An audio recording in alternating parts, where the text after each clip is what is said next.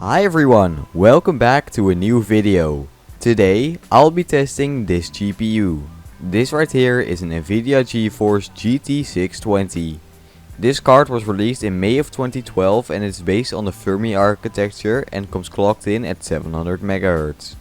This card also has 1GB of DDR3 VRAM which comes clocked in at 535 MHz. It also has 96 shading units, 16 TMUs, 4 ROPs and supports up to DirectX 12. Let's find out what this GPU can still do in 2021.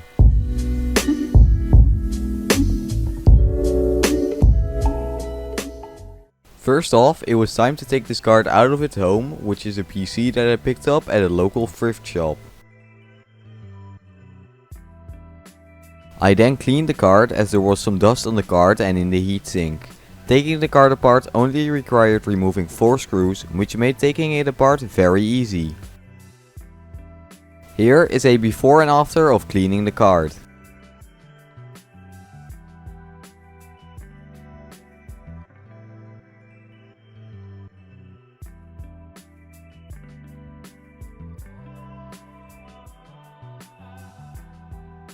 I then applied some new thermal paste and put the cards back together. Let's have a look at the card itself. This card is cooled by this fan. This is how it sounds in idle, under load, and at full speed. For video out, this card has VGA, HDMI and DVI. Then it was time to put the card into my PC. This is also my testing system and it has an Intel Core i7-3770K, 12GB of DDR3 RAM and an Asus Sabertooth Z77 motherboard. Now let's boot up the PC with this card installed.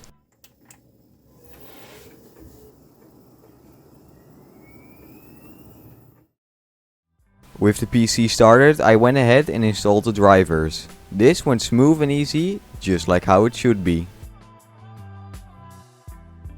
Now let's run some benchmarks, starting with Userbenchmark. Userbenchmark showed that the CPU was performing below expectations, while the GT 620 was performing above expectations. The next benchmark that I ran was Heaven. On the high quality preset, this card managed to get an average FPS of 3.5 and a score of 87. The last benchmark that I ran was Performancetest. In this benchmark the card got a score of 115 in the 2D mark and a score of 319 in the 3D mark. Now let's test some games, starting with Minecraft. On the lowest settings with a render distance of 5 chunks, this card managed to get an average FPS of 59, with 1% lows of 40 FPS and 0.1% lows of 37 FPS. Minecraft is definitely a game that can be played on this card. The next game that I tested was Roblox. On the lowest settings, this card managed to get an average FPS of 58, with 1% lows of 40 FPS and 0.1% lows of 2 FPS. For some lighter titles, Freddy Fazbears Pizzaria Simulator ran absolutely fine. Ultimate Custom Night was also perfectly playable, so light games can definitely be played on this card. Now let's test some more intensive games. Starting with Euro Truck Simulator 2, this game ran fine on the lowest settings in the 1024x768 resolution.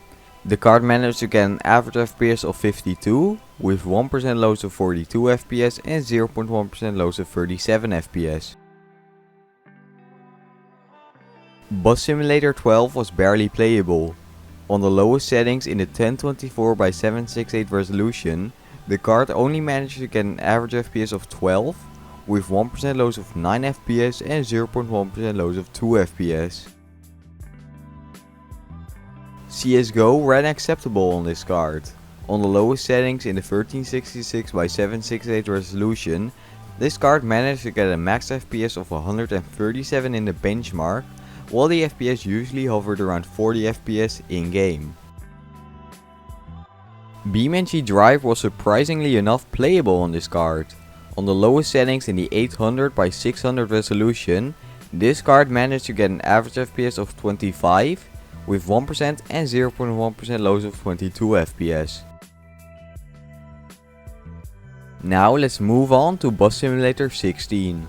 On the lowest settings in the 800 by 600 resolution, this card managed to get an average FPS of 22 with 1% lows of 15 FPS and 0.1% lows of 11 FPS, which makes this game just barely playable on this card.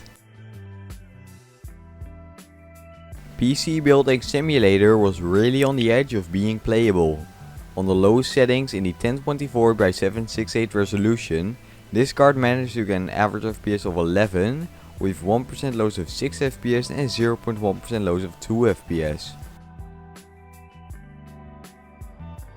Fortnite was also playable. Using the performance mode and the lowest settings with 35% 3D resolution, this card got an average FPS of 67 with 1% lows of 37 FPS and 0.1% lows of 5 FPS. GTA 5 surprisingly ran pretty good. On the lowest settings in the 800 by 600 resolution, the card managed to get an average FPS of 36 with 1% lows of 23 FPS and 0.1% lows of 9 FPS. I then tried overclocking the card. The card surprised me a lot in terms of how far I could push it. I was able to max out both the sliders in MSI Afterburner, after which the card got an extra 210 MHz on the core clock and an extra 160 MHz on the memory clock. I then ran Heaven again. Comparing it to the first run, the card now got an average FPS of 4.9, which is 1.4 FPS better, and the score also went up by 35 points. I then tried some games again. Minecraft now got an average FPS of 76, with 1% lows of 60 FPS and 0.1% lows of 54 FPS, which means that Minecraft definitely got more playable. Roblox ran a bit better, averaging an FPS of 60 with 1% lows of 48 FPS and 0.1% lows of 2 FPS. Euro Truck Simulator 2 actually ran a lot better now. The average FPS now went up to 77 with 1% lows of 61 FPS and 0.1% lows of 56 FPS. BeamNG Drive had a slight performance boost. The average FPS now went up to 33 with 1% and 0.1% lows of 28 FPS. GTA 5 also ran a bit better. The FPS went up to 46 with 1% lows of 28 FPS and 0.1% lows of 17 FPS. And with that, it's time to uninstall the drivers and shut the PC down. Now, what do I think of this card? In my opinion, this card is still pretty usable in 2021. This card can still run most games, and after some overclocking, most games run pretty good. Of course, this card won't outperform any big cards, but due to its small size, DirectX 12 support, and how relatively quiet it is, I would recommend it in, for example, an HT PC or a low budget PC build. And with that, this video comes to an end. Thanks so much for watching, comment, like, subscribe, and I'll see you guys next time. Goodbye!